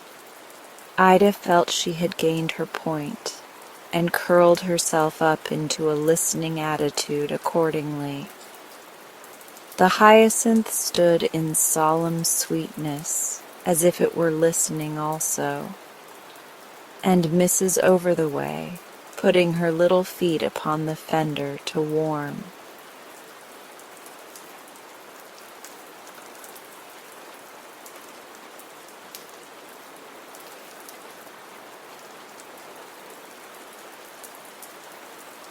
John Cooper was a little boy whose father and mother lived in a cottage on one side of a village green. He was his parents' only child, so that he had no brothers nor sisters to play with. But he had a dog of which he was very fond, and he used sometimes to play with other children on the green. Tom Jones was one of the boys that played with John Cooper. One day he asked John Cooper to go for a long walk with him instead of going to school. John at first would not consent, but at last he gave way and went with Tom, taking Carlo with him. There was a pretty stream of water that ran along one side of the green, and then passed through a wood in a winding course. In some places it was rather broad and deep, and in other places it was shallow, and ran murmuring over the stones at the bottom. Tom said that it would be very pleasant to go along the stream, sometimes on one side, and sometimes on the other, far into the wood, and to look for birds' nests. The sun was shining very brightly, the trees were in full leaf, the grass was thick and green, sweet flowers were blooming on all sides, butterflies and dragonflies sported in the sunshine, and birds were singing on every bush and tree. All things seemed to be joyful, and the two boys started off briskly, with Carlo after them. But of this party, the only one that was truly happy was Carlo. He had nothing to do but to obey his master, and this he had done when John had called him away from his home. John tried to raise his own spirits and ran and jumped about and romped with Carlo, but he could not forget that he had done wrong, that he ought to have been at school, and that he should grieve his kind parents when they knew what he was now doing. The thought of this would come into his mind and kept him from being happy. As for Tom Jones, he seemed merry enough, though he not only knew that he was doing wrong himself, but that he had led John into mischief. He tried to forget this, and laughed and shouted with all his might, but it was in vain, and he had bitter feelings at the bottom of his heart all the time. They went on rambling till they had got more than a mile into the wood. The stream here was wide and deep. On one side of it there grew an old willow, and in one of the branches of this they saw a wren's nest. As Tom was the stronger boy of the two, it was agreed that he should help John up to the branch, so that he might reach the nest. John got upon the branch, and he had put out his hand to take hold of the nest, when the branch broke off, and down he fell into the water. Tom laughed at this, for he knew that the stream was not deep enough to drown him, but Carlo rushed in and dragged his master by the clothes towards the bank. John scrambled out, but he was covered with mud. Tom helped him to take off his clothes and clean off the mud and dry them, but with all they could do, John was still in a sad mess. And as it was now late in the day, he turned to go home with a heavy heart. When he reached the cottage, he found his father and mother in great alarm, as they could not think what had become of him. When they found out what had taken place, their alarm was changed into grief, on account of the son whom they loved so much, having done wrong. John himself cried a great deal, and said that he was more vexed because he had caused them grief than he should have been, if they had scolded and whipped him. His mother told him that she left it to his own heart to scold him, and that he should go to his bedroom and pray to God on his knees to forgive him, as she had taught him to pray. John did as she bade him, and he prayed to God with all his heart. He then went to sleep with a quiet mind, and when he awoke the next morning, he prayed again that God would give him strength to do his duty, and to stand firm when he should be tempted again, as he had been by Tom Jones. He then read a chapter in the Bible to his mother, and went to school. His master kept him in, and gave him only a piece of bread and a cup of water for dinner. But he did not suffer nearly so much from this as he had done from having grieved his dear parents, for he had before this been brought to repent, and he felt that God and his father and mother had forgiven him. John Cooper never again grieved his father and mother by doing wrong, and never forgot the lesson he had learned when Tom Jones led him astray, as long as he lived. When John Cooper became a man, there were bad times, and he could not get a living at the trade to which he had been brought up. So he went for a horse soldier, and before he went, his father and mother gave him their blessing, and he prayed with all his heart that God would bless the old people and preserve them, and said he would let them have as much of his pay as ever he could. It was a sad day for him and his parents when he went away. They had never been parted for so long a time before, and he was now going to India, from whence he could not return for some years. But they could not help it. So they all said that it was God's will that they should part, and it was their duty to bear it as well as they could. After John was gone, the old people never missed a day, but they prayed to God to keep their son, both in his soul and body, from all evil. They were very poor, and were now too old to work much. But with what they got of John's pay, they had enough just to live upon, and above all they had thankful hearts, which made them happy. Yet they often wished for John's return. Sometimes, too, they were fearful lest he should be killed or wounded in the wars. But when they felt thus, they always tried to put their trust in God. When John had been away 10 years, he came back one day, safe and sound, as his father and mother were standing at the door of the cottage.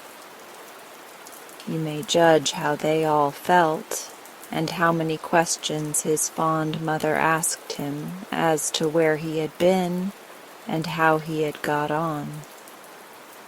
The next day was Sunday, and both John and his parents were glad of it, for they wished to go to church to offer up their thanks to God, who had kept John safe through many dangers, had saved the lives of the old people, and had now brought them to each other again.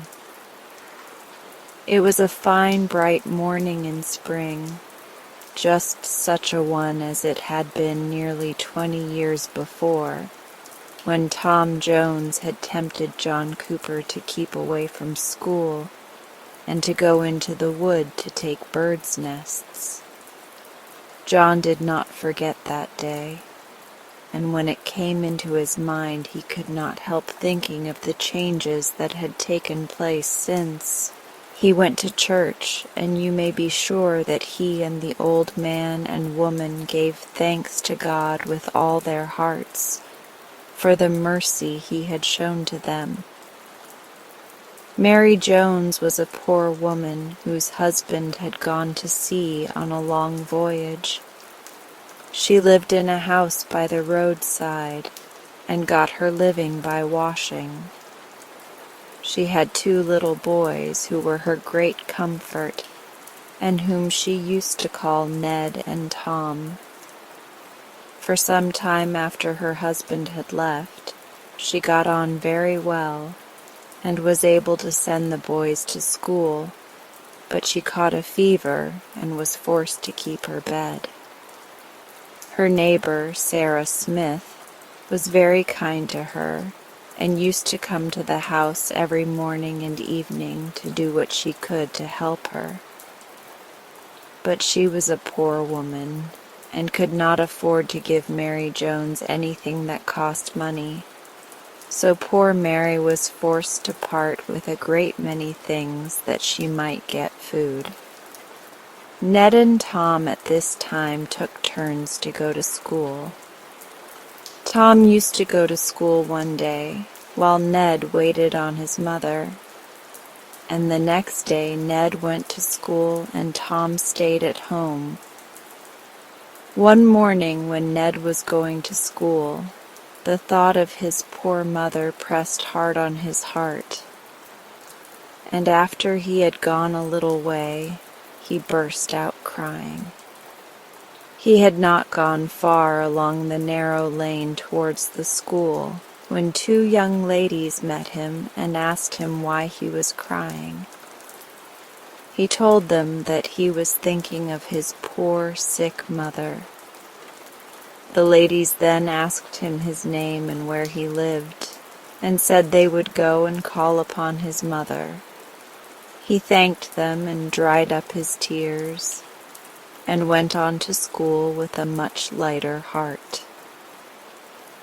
Soon after he reached home in the evening, the two kind ladies came to his mother's house with a footboy, who brought a basket filled with bread and meat, and some things fit for the poor sick woman.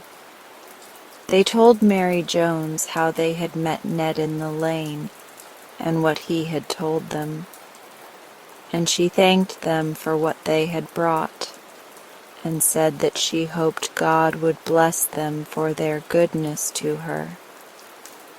They then asked about Ned and Tom, and said they would get their father to do what he could for them. The young ladies then went home, told their father and mother what they had seen and heard, and thanked God that they had been able to make a poor woman and her two sons happy. There was a poor woman named Rachel Jenkins, who lived in a very little cottage at some distance from any other house. She was a widow and very poor, but she was very clean and careful, so that her cottage had always a look of neatness and comfort. She used to spend most of her time in spinning. She had one son, whose name was Harry. He was 12 years old, and used to carry a basket filled with tapes and thread, pins and needles, and other things of that sort, which he sold to people who lived near. He used to go out in the morning and return in the evening, and you may be sure his mother was always glad when the time came for him to come home. One evening, as he was on his way home, about half a mile from his mother's house, he saw an old man sitting by the wayside, who was very tired and seemed as if he was not able to walk any further. His hair was quite white, and his face and hands were thin and wrinkled. Harry said to him in a kind voice, "You seem tired, Father. Have you got much further to walk?" The old man told him that he had to go to the next town, which was 12 miles further, but that he was so tired he was sure that he should not be able to get there that night. On this, Harry said, "I wish you would go home with me, for I am sure my mother would be very glad that you should sleep in our house." The old man thanked him and said he would go with him. So he rested his hand upon Harry's shoulder and walked slowly towards the house. Harry's mother met them at the door, and when Harry had told her how he had met with the old man, she said she was glad to see him and asked him to walk in to take some tea. After tea, the old man told Sarah Jenkins that he was going to see his son, who was laid up in a hospital in the town to which he was going. His son was a soldier, and had been in the West Indies for some years, but he caught the yellow fever and was sent home sick. The next morning the old man went on his way and blessed Sarah Jenkins and Harry, because they had done good to him who could make no other return than to thank them and pray for them. When I was a girl, Sunday evening used to be the part of the week that I loved best, and I liked it better in winter than in summer. We used to sit round a blazing fire. My mother used then to teach my little brother Tom to say his prayers, and my father used to teach me to read in Pilgrim's Progress or some such book. while my brother John sat near reading some book or other that was fit for a Sunday with his dog Hector lying at his feet. My dear old grandfather was then alive, and he would sit at the table with the large old family Bible before him for the whole evening. As I look back upon the pleasant picture in my mind, my eye fills with tears.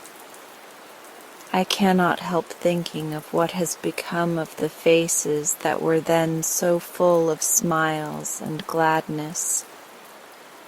My grandfather went to the grave first, but he died in a good old age. And though we mourned to lose him whom we had all loved so much, we could not help feeling that it was a happy change for him, as he could hardly see or hear. Next to him, my poor little brother Tom fell ill of the typhus fever, and God took him to heaven in the budding of his childhood. Only a year or two ago, my father gave me his dying blessing and was then a very old man. My mother now survives, though very old, and my two sisters, Mary and Elizabeth, who were then lively girls, are living and are the mothers of families. My brother John, a middle-aged man, is the captain of a ship, being now far away on a voyage, and he has left behind him a wife and two boys, the youngest of whom is as old as he was at the time I have spoken of. I am almost an old woman, though on these happy evenings that I was speaking of, I was the youngest but one. You, my little friends, will perhaps some day have to look back upon such changes as I have seen. The thought that they will come upon you need not make you sad, but it should make you good, and cause you to resolve to do your duty and to serve God. If you do so, when you get as old as I am, you will find that if age brings its cares and sorrows, it also brings surer and even brighter hopes of a life beyond the grave. John Davis and his wife were very poor people, but as they worked very hard, they could just get a living for themselves. John worked for a farmer in the parish, and his wife took in needlework. They did pretty well when John had work, but for nearly 2 years John's master could not employ him always, and he was brought almost to distress. But his wife always used to keep up his spirits by saying, "Be content, and thank God if you can but live. Brighter hours will come." Sometimes John was quite spirit-broken, and said he should leave home and try to get work somewhere else. He was forced to sell some of his goods to buy food and did not know which way to turn.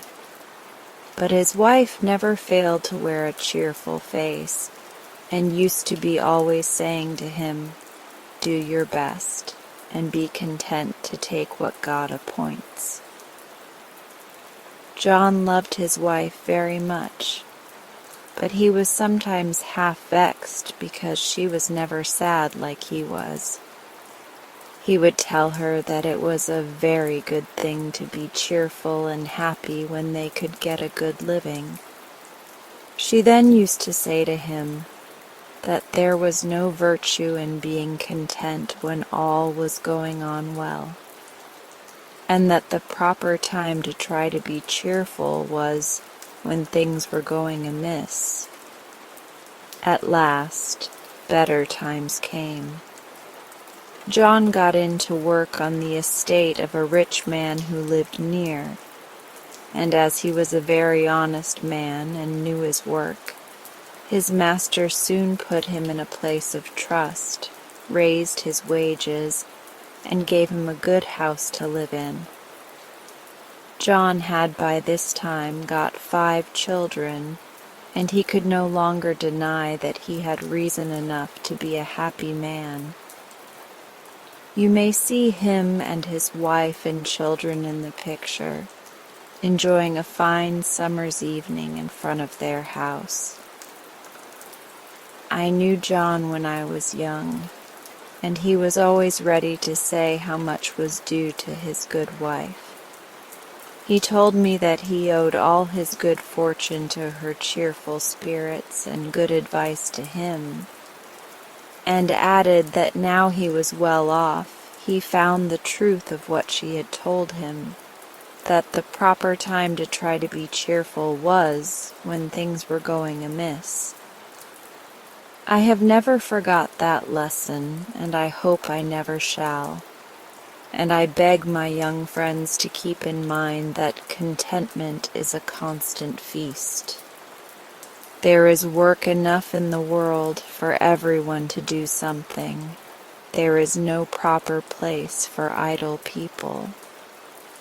This is what old Michael the basket maker used to say to his children, and as they grew up, they found reason enough to thank him for the lesson. Michael had been a sailor in his youth, but when he married, he settled in a country place and took up the trade of a basket maker. At first, he could hardly get money enough to buy rods, but by working very hard, he soon got money and credit too. No one in the village was now up before Michael, and most people went to bed before he left off work. Small as was the sum of money that he could earn in a week, he would always put by something, if it was but a penny. Every month he put these savings into the savings bank, and in the course of the first 6 years, he found he had got 25 pounds. By this time he had got 2 children, and the eldest was old enough to learn to read. She used to sit by him with her book as he worked, and he taught her when she wanted help. His wife was in the meantime doing something in the house, or working for some of the farmers who lived near. Michael now bought a cow and 2 pigs and made some profit by them. In 6 years more he bought the cottage he lived in, and 12 years after this, that is 24 years after he was married, he rented a little farm. By this time he had 7 children, and as he had made his cottage larger, they all lived at home and helped him. His eldest boys worked at the farm, and the girls milked the cows and made the butter under the care of their mother and kept the poultry. As for Michael himself, though he was well off, he kept on his old trade and went on in his old habits. The last time I saw him before I left the place in which he lived, he was teaching his youngest child to read while he was at work, just as he had taught his eldest. I have often thought of Michael's words, "There is no place in the world for idle people." Mama had gone downtown to shop. She had asked Nora to look after Jane Gladys, and Nora promised she would. But it was her afternoon for polishing the silver, so she stayed in the pantry and left Jane Gladys to amuse herself alone in the big sitting room upstairs. The little girl did not mind being alone, for she was working on her first piece of embroidery, a sofa pillow for Papa's birthday present. So she crept into the big bay window and curled herself up on the broad sill while she bent her brown head over her work. Soon the door opened and closed again, quietly. Jane Gladys thought it was Nora, so she didn't look up until she had taken a couple more stitches on a forget-me-not.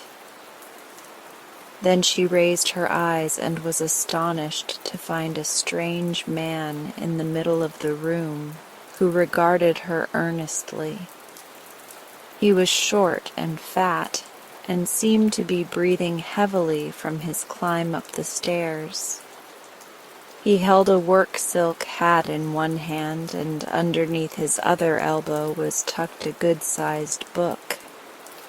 He was dressed in a black suit that looked old and rather shabby, and his head was bald upon the top. "Excuse me," he said, while the child gazed at him in solemn surprise. "Are you Jane Gladys Brown?" "Yes, sir," she answered. Very good indeed," he remarked with a queer sort of smile. "I've had quite a hunt to find you, but I've succeeded at last." "How did you get in?" inquired Jane Gladys with a growing distrust of her visitor. "That is a secret," he said mysteriously. This was enough to put the girl on her guard. She looked at the man, and the man looked at her, and both looks were grave and somewhat anxious. "What do you want?" she asked, straightening herself up with a dignified air. "Ah, now we are coming to business," said the man briskly. "I'm going to be quite frank with you. To begin with, your father has abused me in a most ungentlemanly manner." Jane Gladys got off the window-sill and pointed her small finger at the door.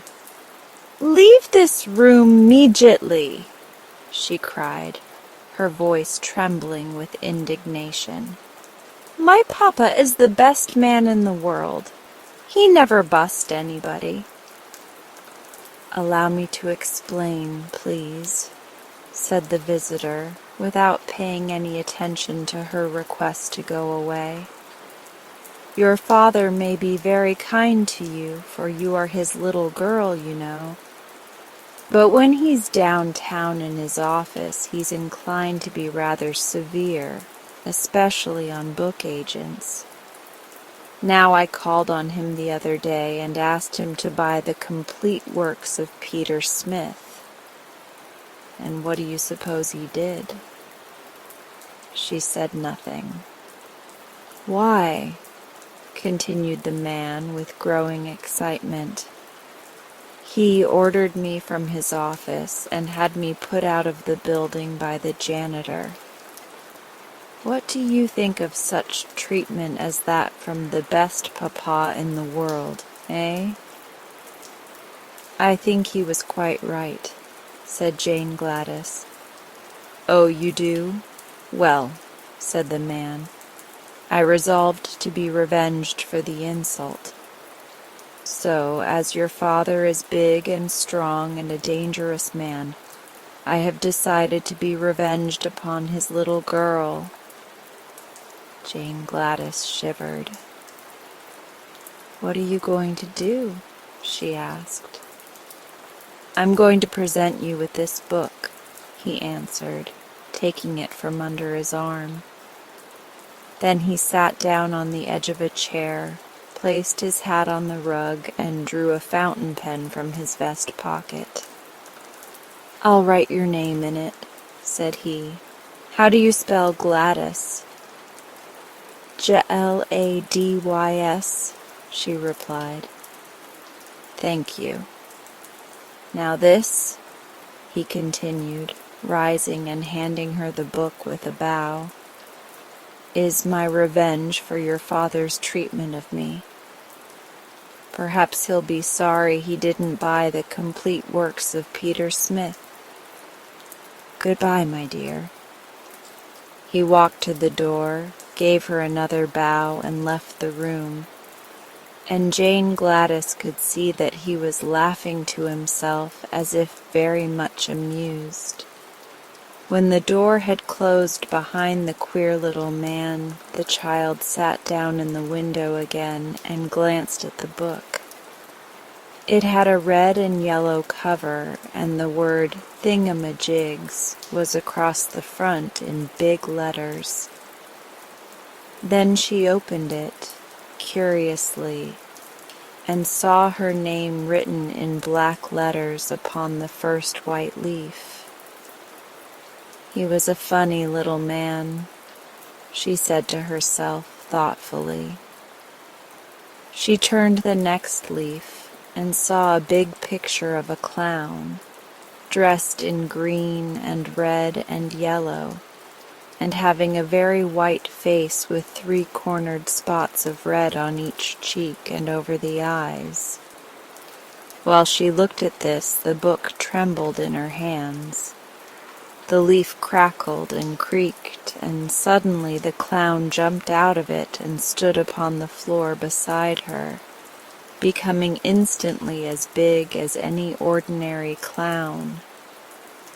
After stretching his arms and legs and yawning in a rather impolite manner, he gave a silly chuckle and said, "This is better. You don't know how cramped one gets standing so long upon a page of flat paper." Perhaps you can imagine how startled Jane Gladys was, and how she stared at the clown who had just leaped out of the book.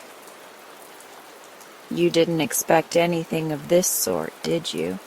he asked, leering at her in clown fashion. Then he turned around to take a look at the room, and Jane Gladys laughed in spite of her astonishment. "What amuses you?" demanded the clown. "Why, the back of you is all white," cried the girl. "You're only a clown in front of you." "Quite likely," he returned in an annoyed tone. "The artist made a front view of me. He wasn't expected to make the back of me, for that was against the page of the book." "But it makes you look so funny," said Jane Gladys, laughing until her eyes were moist with tears. The clown looked sulky and sat down upon a chair so she couldn't see his back.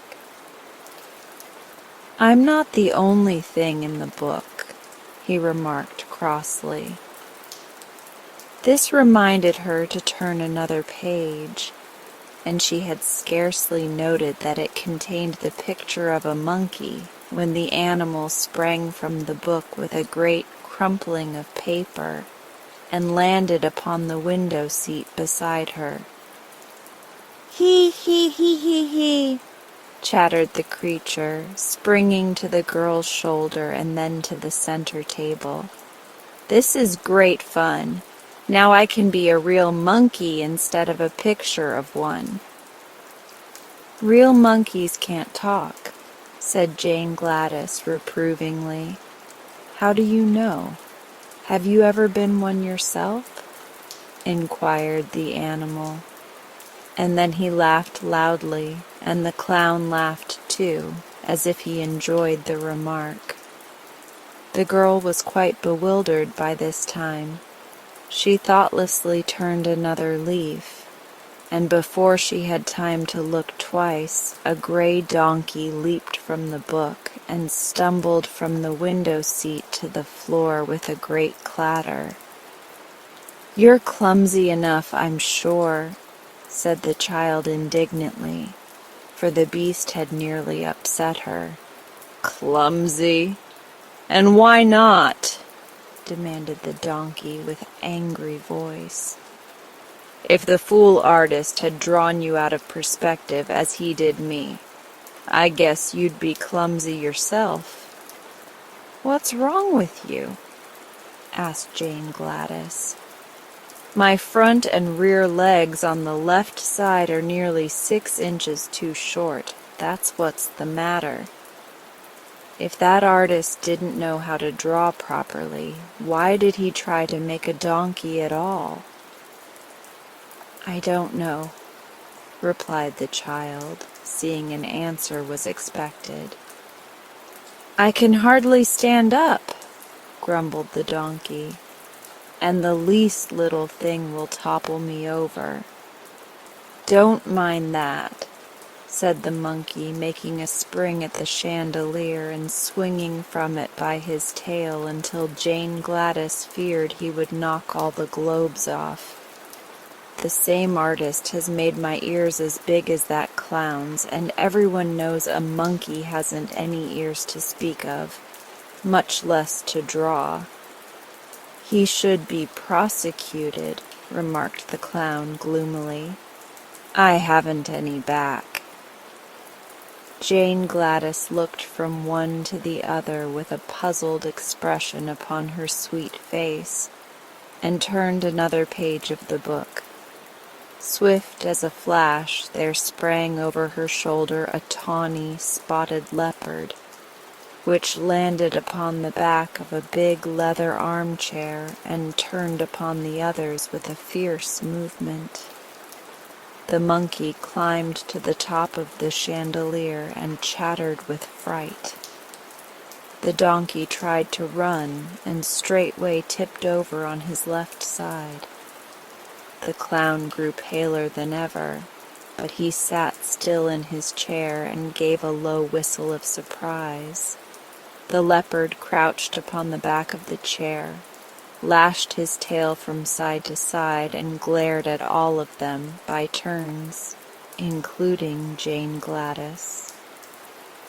"Which of us are you going to attack first?" asked the donkey, trying hard to get upon his feet again. "I can't attack any of you," snarled the leopard.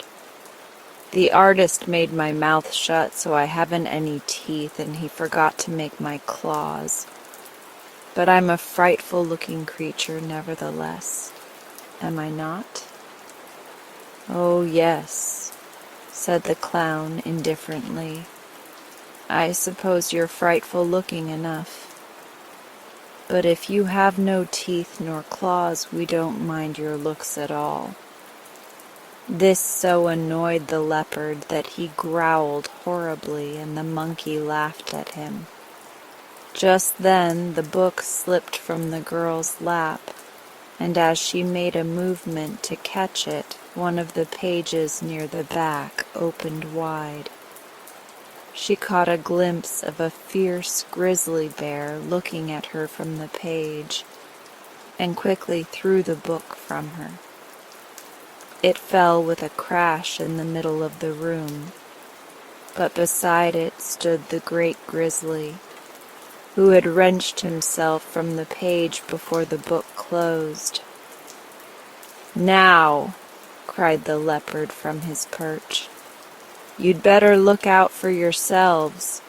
You can't laugh at him as you did at me. The bear has both claws and teeth." "Indeed I have," said the bear in a low, deep, growling voice. "And I know how to use them too. If you read in that book, you'll find I'm described as a horrible, cruel, and remorseless grizzly whose only business in life is to eat up little girls, shoes, dresses, ribbons, and all. And then the author says, I smack my lips and glory in my wickedness." "That's awful," said the donkey, sitting upon his haunches and shaking his head sadly. "What do you suppose possessed the author to make you so hungry for girls? Do you eat animals also?" "The author does not mention my eating anything but little girls," replied the bear. "Very good," remarked the clown, drawing a long breath of relief. You may begin eating Jane Gladys as soon as you wish. She laughed because I had no back. And she laughed because my legs are out of perspective, brayed the donkey. But you also deserve to be eaten, screamed the leopard from the back of the leather chair. For you laughed and poked fun at me because I had no claws nor teeth. Don't you suppose, Mr. Grizzly, you could manage to eat a clown, a donkey, and a monkey after you finish the girl? Perhaps so, and a leopard into the bargain, growled the bear. It will depend on how hungry I am, but I must begin on the little girl first because the author says I prefer girls to anything. Jane Gladys was much frightened on hearing this conversation, and she began to realize what the man meant when he said he gave her the book to be revenged. Surely Papa would be sorry he hadn't bought the complete works of Peter Smith when he came home and found his little girl eaten up by a grizzly bear, shoes, dress, ribbons, and all. The bear stood up and balanced himself on his rear legs. "This is the way I look in the book," he said. "Now watch me eat the little girl."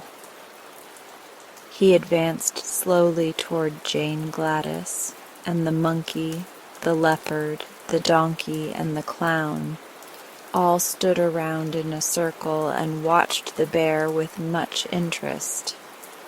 But before the grizzly reached her, the child had a sudden thought and cried out, "Stop! You mustn't eat me. It would be wrong." "Why?" asked the bear in surprise. "Because I own you. You're my private property," she answered. "I don't see how you make that out," said the bear in a disappointed tone. "Why, the book was given to me. My name's on the front leaf, and you belong by rights in the book, so you mustn't dare to eat your owner." The grizzly hesitated. "Can any of you read?" he asked. "I can," said the clown. "Then see if she speaks the truth. Is her name really in the book?" The clown picked it up and looked at the name. "It is," said he. "Jane Gladys Brown," and written quite plainly in big letters. The bear sighed. "Then of course I can't eat her," he decided. "That author is as disappointing as most authors are. But he's not as bad as the artist," exclaimed the donkey, who was still trying to stand up straight. "The fault lies with yourselves," said Jane Gladys severely. "Why didn't you stay in the book where you were put?" The animals looked at each other in a foolish way, and the clown blushed under his white paint.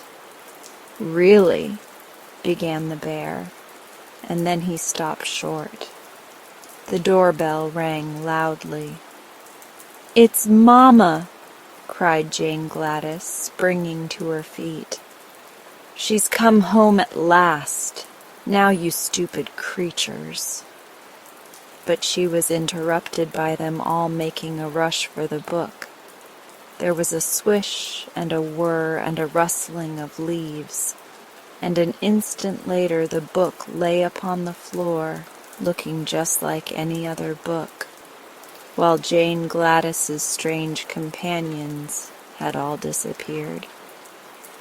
This story should teach us to think quickly and clearly upon all occasions, for had Jane Gladys not remembered that she owned the bear, he probably would have eaten her before the bell rang.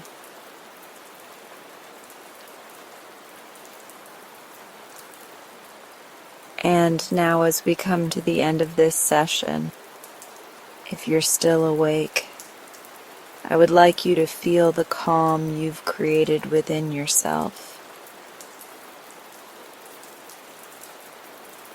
You've given your mind and body such a beautiful gift, a moment to simply be. Let that sense of peace stay with you as you move through the rest of your night.